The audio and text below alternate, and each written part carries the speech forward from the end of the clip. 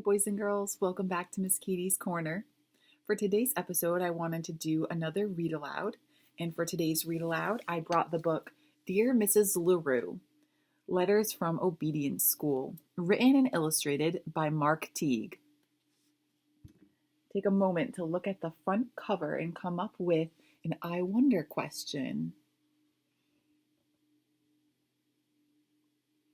I wonder why the dog is at obedience school. And boys and girls, obedience school is where you can send your dogs if they have some sort of behavior needs. So maybe they need to learn to stop barking all the time, or they need to learn how to behave when they're walking them on the leash, or if they just sometimes people just send their dogs to obedience school in general so that they come out of obedience school as a more well-behaved and well-trained dog. So I wonder why this dog, and if you can see on his collar, I see the name Ike. So I think his name is Ike. I wonder why Ike is in obedience school. And I also wonder, I'm not sure if you noticed, but there's a book on his desk, 50 Great Escapes. I'm wondering if Ike is looking to escape this obedience school and break out. So, this is quite a long book, so I'm going to break it up into 2 different episodes. So, for today's episode, I'll read the first half of the book, and then for tomorrow's episode, I'll read the second half of the book. Okay, let's get started. Dear Mrs. LaRue, Letters from Obedience School.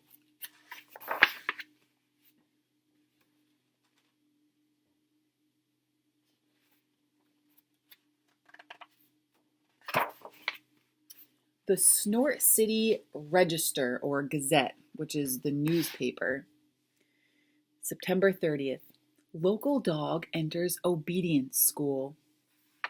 Ike LaRue. Citing a long list of behavioral problems, Snort City resident Gertrude R. LaRue yesterday enrolled her dog Ike in the Igor Brotweiler Canine Academy. Established in 1953, the Academy has a history of dealing with such issues. I'm at my wit's end, said Mrs. LaRue. I love Ike, but I'm afraid he's quite spoiled. He steals food right off the kitchen counter, chases the neighbor's cats, howls when I'm away, and last week, while I was crossing the street, he pulled me down and tore my best camel's hair coat. I just don't know what else to do. School officials were unavailable for comment. Now, boys and girls, think a minute to yourselves and what you know about newspapers. In real life, do you think that there would be an entire article dedicated or about a dog going to obedience school? Maybe. We don't know for sure. But if we had to choose whether or not this book was fiction or nonfiction, let's take a minute to remember. Nonfiction is real. Fiction is fake. Yeah, I would agree. I would say that this is a fictional book. Okay, so now we have our first letter. Dear Mrs. LaRue, how could you do this to me? This is a prison, not a school. You should see the other dogs. They are bad dogs, Mrs. LaRue. I do not fit in. Even the journey here was a horror. I am very unhappy and may need something to chew on when I get home. Please come right away. Sincerely, Ike. Oh boy, boys and girls, there is a lot to look at in these illustrations or pictures. So we have Ike mailing off his first letter back to his owner, Mrs. LaRue. And if we see here, the Igor Brotweiler Canine Academy, all the dogs on the bus, looks like they're going all the way up to this big house. Igor Brotweiler Canine Academy, we aim to tame. And to tame means to calm down. Warning, prisoners on board. It looks like this picture or this side of the book might be how Ike is imagining it.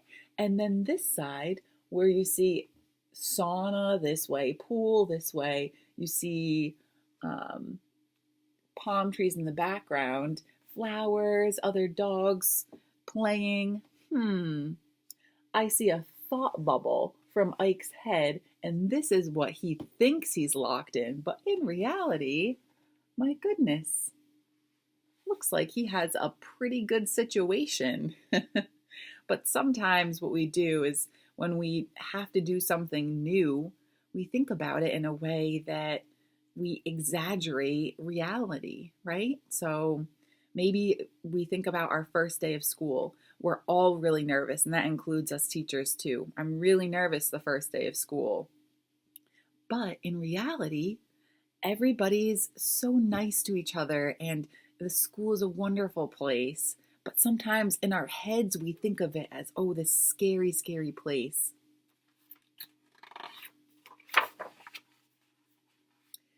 Another letter from Ike. Oh boy, he has a lot of time on his hands. Let's see. Oh, I forgot to read the date on the first one. Let's see what the date was. October 1st was his first letter.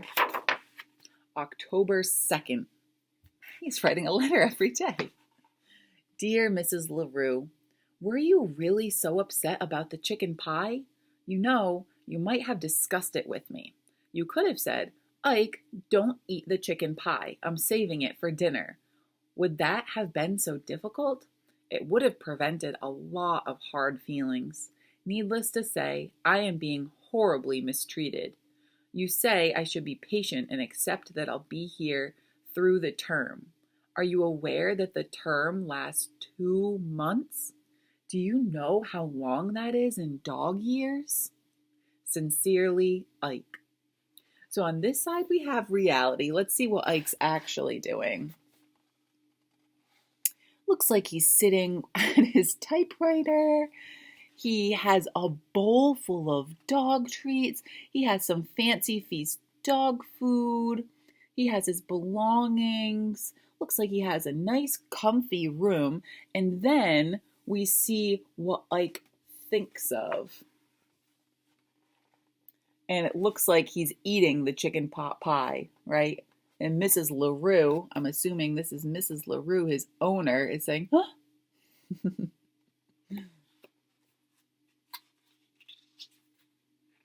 see what Ike has next. October 3rd. It's only been 3 days. Oh, he has a lot of time to write. Dear Mrs. LaRue, I'd like to clear up some misconceptions about the Hibbins cats.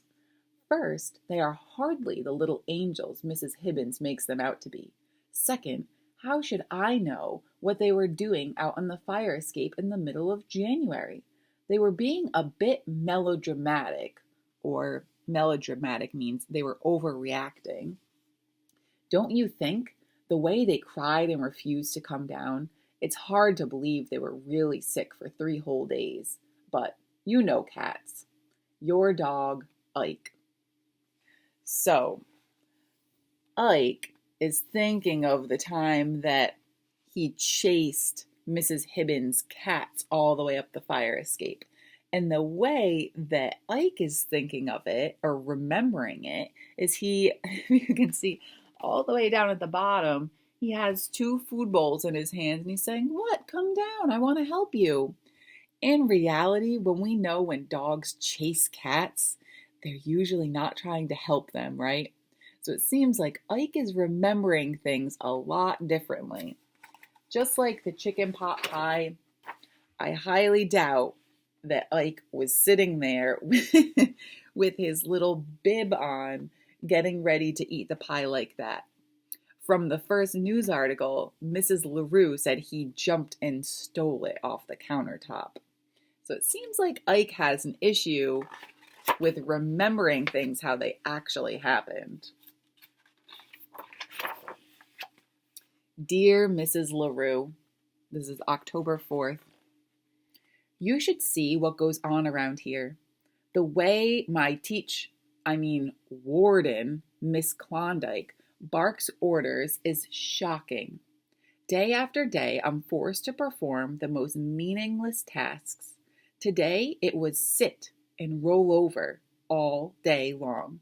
I flatly refuse to roll over. It's ridiculous. I won't do it. Of course, I was severely punished.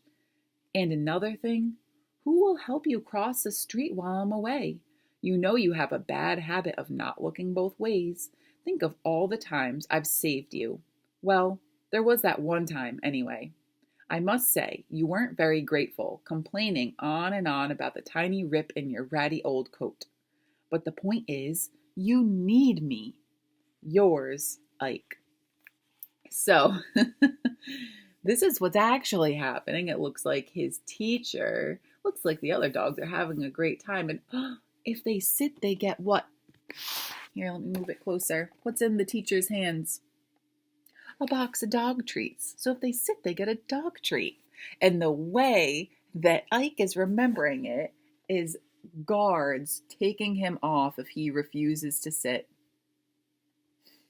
And thinking that he's wearing his prison uniform.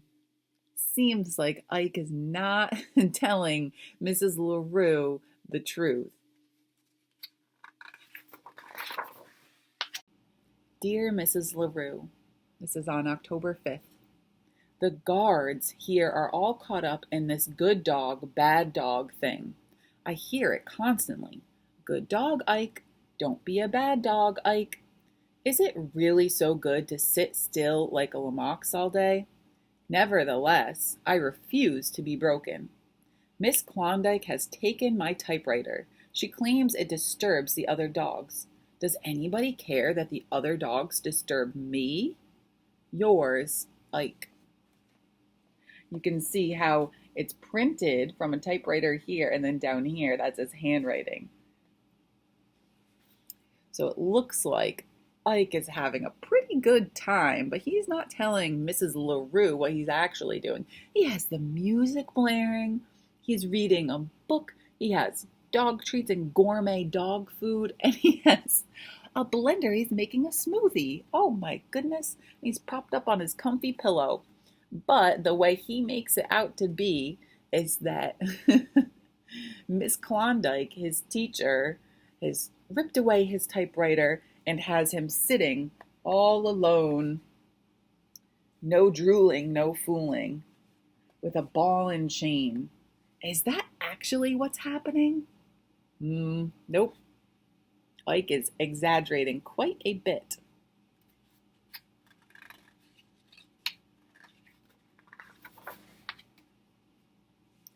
Dear Mrs. LaRue, October 6th. Were the neighbors really complaining about my howling? It is hard to imagine.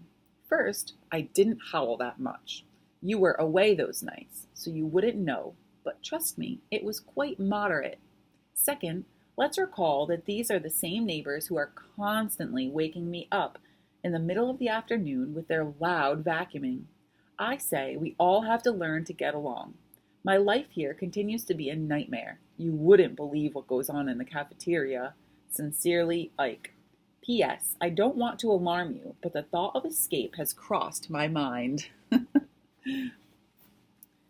So here we have Ike drafting his letter, and we have his 50 Great Escapes book, and this is in reality. This is what's actually happening. Oh my goodness, look at those dogs at the fancy tables. He is living the life. Yet, this is what he is imagining is happening. No howling, biting, scratching, growling, slobbering, or barking, and no seconds. Ike has quite the imagination. October 7th. Dear Mrs. LaRue, I hate to tell you this, but I am terribly ill. It started in my paw, causing me to limp all day. Later, I felt queasy, so that I could barely eat dinner, except for the yummy gravy. Then I began to moan and howl. Finally, I had to be taken to the vet. Dr. Wilfrey claims that he can't find anything wrong with me, but I am certain I have an awful disease. I must come home at once. Honestly yours, Ike. What's actually happening in the color picture and what he's making up in the black and white. So let's see. Patient Ike LaRue, diagnosis hypochondriac. A hypochondriac is someone who thinks that they're always sick and they're not actually sick. And that is what Ike is doing right now. He has a nice little ice pack on his head. He's got his blanket, his pillow propped up. He's got the Medical Digest book. And yet, what he's thinking is that he's being carried away on this stretcher and he's being mistreated. Ike, I'm not sure about that. So, I put a sticky note halfway through the book so I know where to stop. I hope that you're all enjoying this book. I truly love Dear Mrs. LaRue. I just think it's a really fun book to read, and it makes us think about what our dogs think about if they do get sent to obedience school. So we'll pick back up with this tomorrow, and I hope you have a great rest of your day. Bye-bye for now.